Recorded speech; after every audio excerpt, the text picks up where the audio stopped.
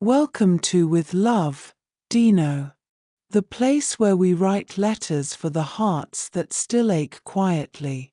I used to think grief had to scream to prove it mattered. That healing meant dramatic closure, fire, and forgetting. But lately, even my ghosts have gotten lazy. Tonight's letter is for the in-between moments. When you scroll past old photos and don't even blink. When you laugh in your sleep and wake up wondering who you've become. Maybe healing isn't loud. Maybe it just forgets to check if it still hurts. This is one of those nights. Let's begin. The forest where you left your name.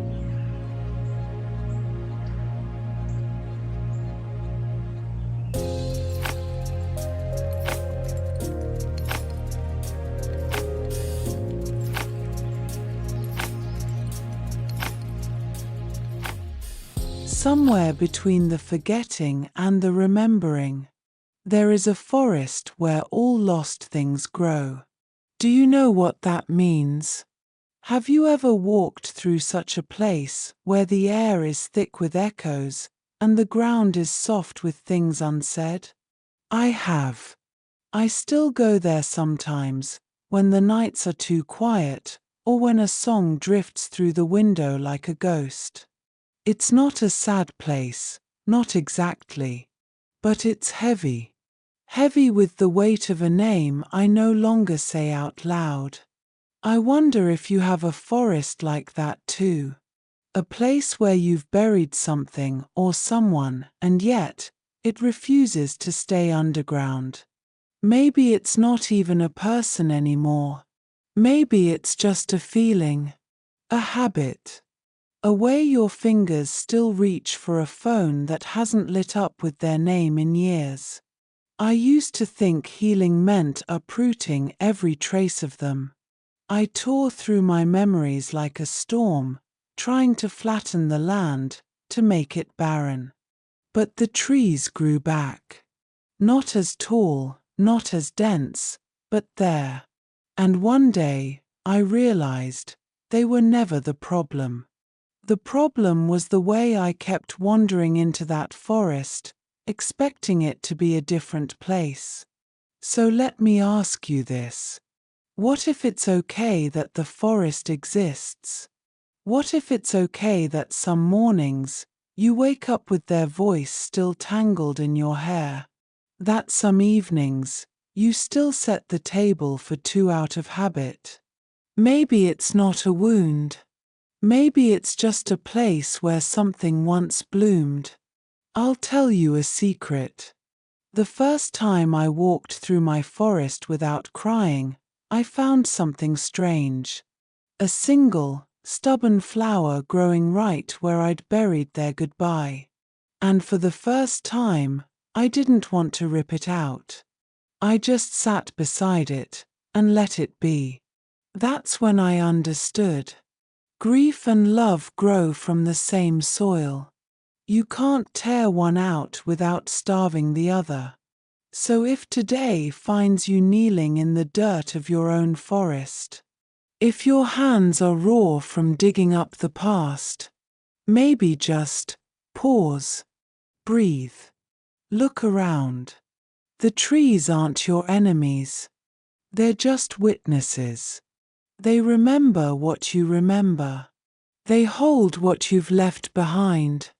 And one day, when you're ready, you might even find them beautiful. The heart is a house with many rooms. Some doors stay locked for years. Some keys are lost on purpose. Do you know that feeling? When you pass by a closed door inside yourself and pretend not to hear the whispering from the other side. I do. There's a room in my heart where I still keep your laughter. It plays on a loop sometimes, like a record left spinning in an empty house. I tell myself I've moved the furniture, redecorated, turned on all the lights. But then why does my breath still catch when I accidentally brush against that doorknob? Here's something I've learned about empty spaces. They're never really empty. They're full of the air you shared, the silence between your sentences, the way your shadow used to fall across the floor at 4 p.m. I used to be afraid of that room.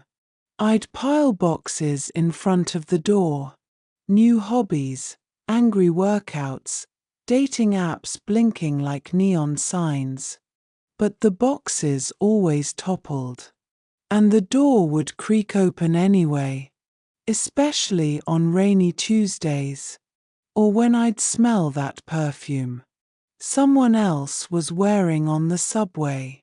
Then one winter, I stopped fighting it. I brought a chair into that room, sat with all the unfinished conversations, let the echoes have their say. And do you know what happened? Nothing. The world didn't end. My heart didn't collapse. The love didn't disappear. It just stopped screaming. Now sometimes I visit like it's a museum. Touch the exhibits gently. Here lies the sweater he forgot to take back. This case contains the way he said good morning like it meant something. It doesn't hurt like it used to. It just is. So tell me, what's in your locked room? Is it a shirt that still smells like him? A playlist you can't delete?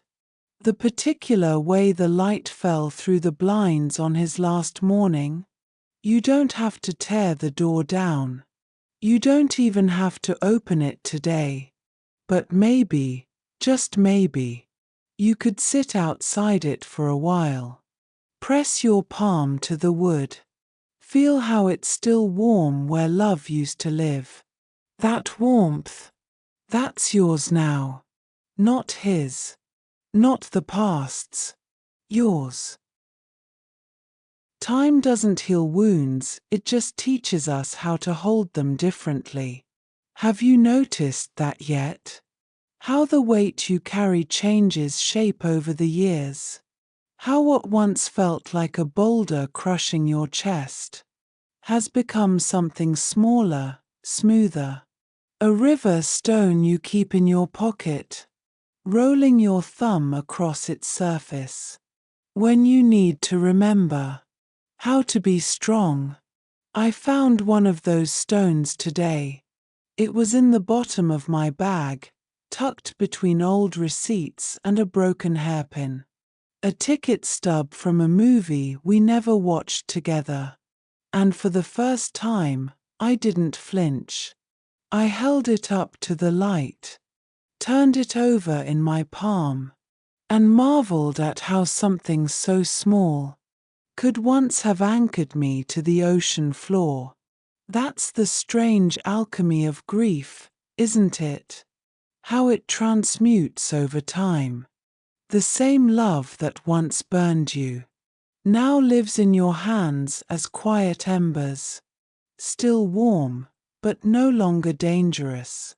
Still capable of lighting your way, but no longer threatening to set your whole world ablaze. So tell me, what's the smallest thing that undoes you now? Is it the way the coffee shop plays that song? The particular slant of autumn light that looks like his profile? Or maybe it's nothing at all. Just the ordinary absence on an ordinary Tuesday. When you realize you've gone a whole hour without remembering to miss him.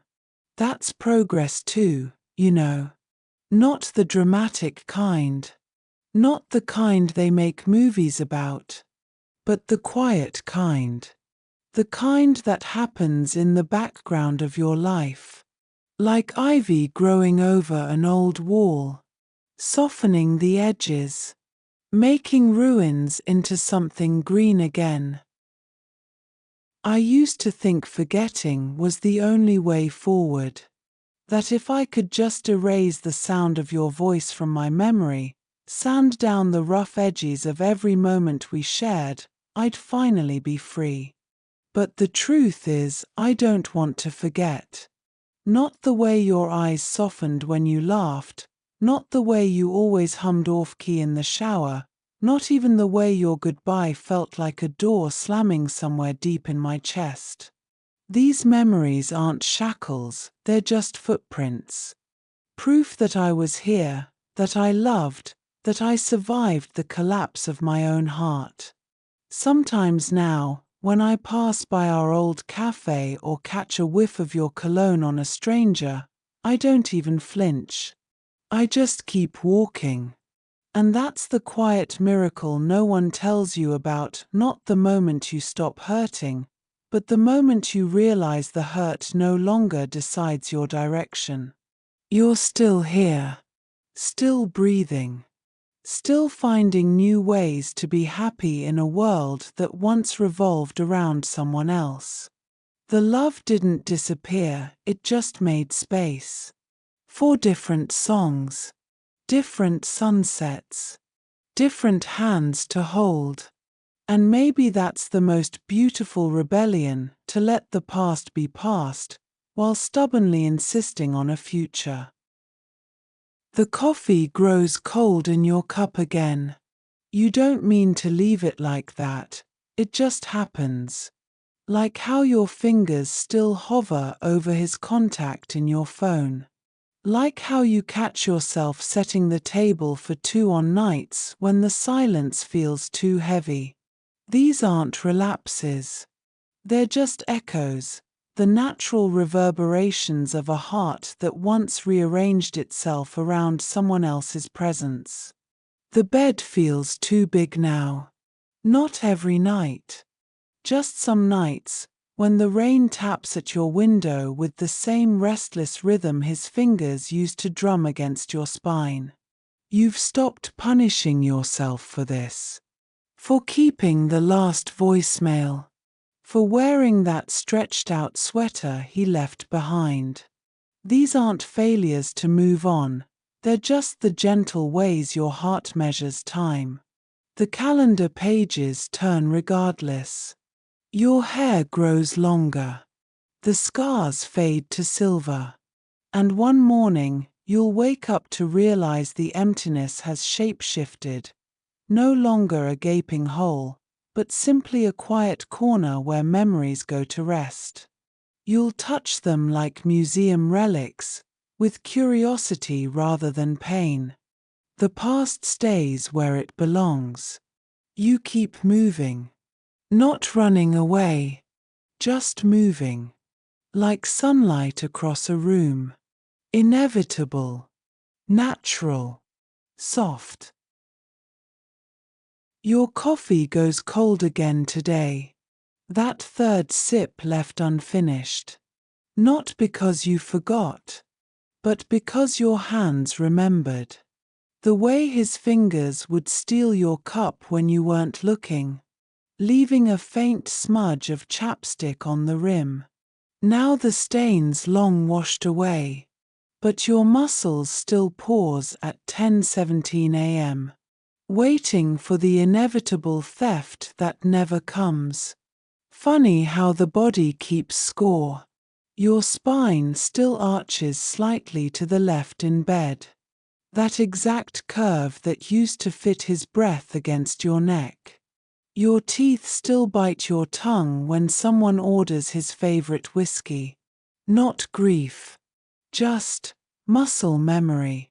The first time you caught yourself doing this, you panicked. When will I stop being haunted by these tiny ghosts? But now, you almost smile at their persistence. Like finding strands of his hair still clinging to your favorite sweater. 3 washes later. Annoying, yes, but also tender. Proof that love lingers in the lint trap of life. Yesterday, you drank the whole cup. Didn't even notice until the bitter dregs hit your tongue. No fanfare.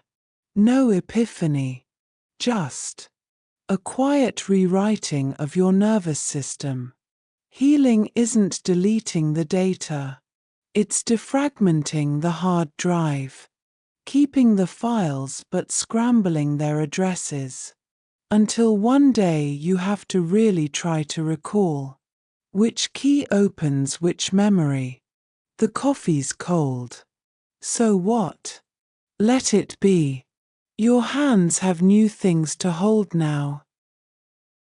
Your toothbrush still stands sentinel in the ceramic holder. Not because you can't bear to throw it away, but because its presence no longer means anything at all. 3 months ago, its bristles held galaxies, each frayed strand a supernova of what was. Now it's just plastic and nylon, bleached clean by indifference. You realized it yesterday, when the cat knocked it into the sink, and you felt nothing. Just picked it up, rinsed it under the tap, slotted it back next to yours, out of sheer habit. No catch in your throat, no cinematic flashback, just the quiet understanding that some objects outlive their magic.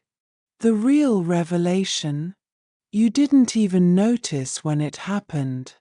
The day his shampoo stopped smelling like a time machine.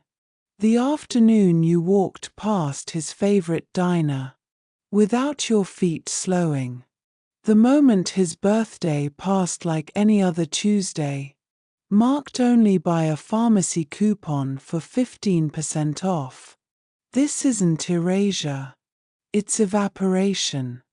The slow, unspectacular way salt water becomes air. No fanfare. Just physics. You'll search in vain for the exact moment. The ocean stopped tasting like tears. Your phone autocorrects his name wrong now. That tiny betrayal by predictive text. When the keyboard suggests Brian instead of Brian, and you don't bother to fix it. 6 months ago, this would have felt like sacrilege. You'd retype it 3 times, as if correcting some cosmic ledger. Now you let the mistake stand, watching the red squiggly line beneath it, like a fading heartbeat on a monitor. The algorithm has finally learned what your heart knew first. This name doesn't belong in your messages anymore. You discover these little revolutions everywhere. The way Google Photos stops suggesting share this memory with Brian. The day Spotify's Duo Mix playlist dissolves back into your own. The afternoon you realize you've scrolled past his cousin's baby shower photos, without that familiar twist in your gut. These aren't milestones. They're molecular shifts. The quiet rearrangement of your emotional DNA. You used to track healing in grand gestures. The first day you didn't cry. The night you deleted his number. But real transformation lives in the mundane. In the way your body unlearns someone. Cell by cell. Synapse by synapse. Until one Tuesday you realize you've become a stranger to your own grief. Your body keeps forgetting to miss him. Like how your ribs no longer brace when his favorite song plays in elevators. How your pupils don't dilate at that particular shade of blue he always wore. How you finally stopped tasting copper when someone mentions his new girlfriend's name. This isn't conscious effort. It's biological betrayal. Your nerve endings have quietly deleted his touch from their archives. Your sweat glands no longer secrete that sharp adrenaline when his name appears on mutual friends' lips. Even your dreams have started recycling old footage. editing him out like a discontinued character. The first time it happened, you woke up gasping. Not from sadness, but from the horror of realizing you'd dreamed an entire Paris holiday, without once imagining him there beside you. This is how extinction feels.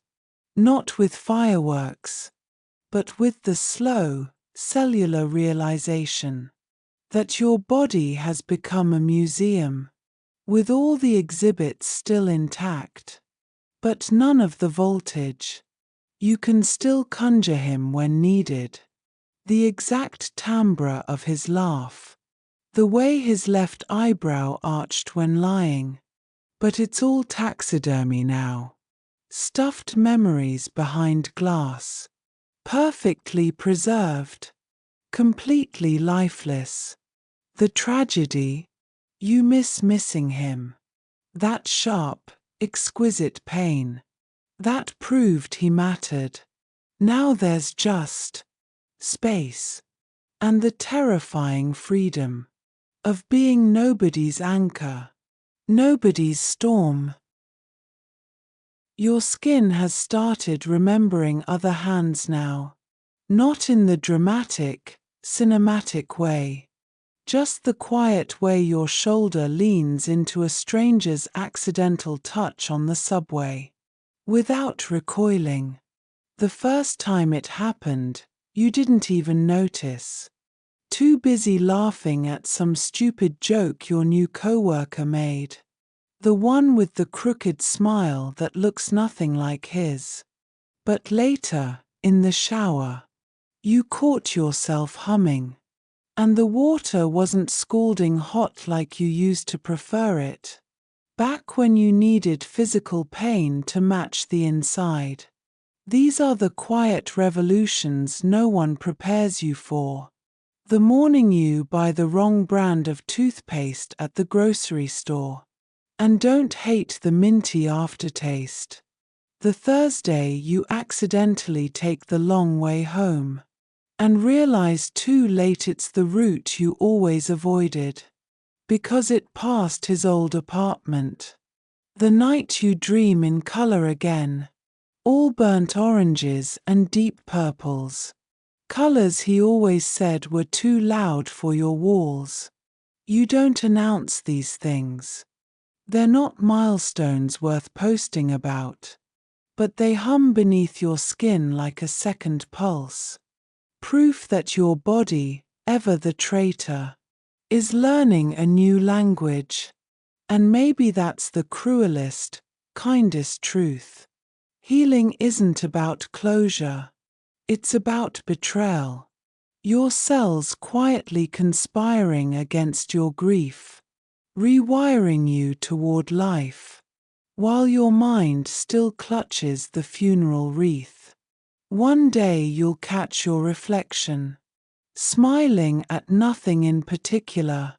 And the shock won't be that you're happy. But that you didn't need his absence. To make room for it. Your grief has developed a sense of humor.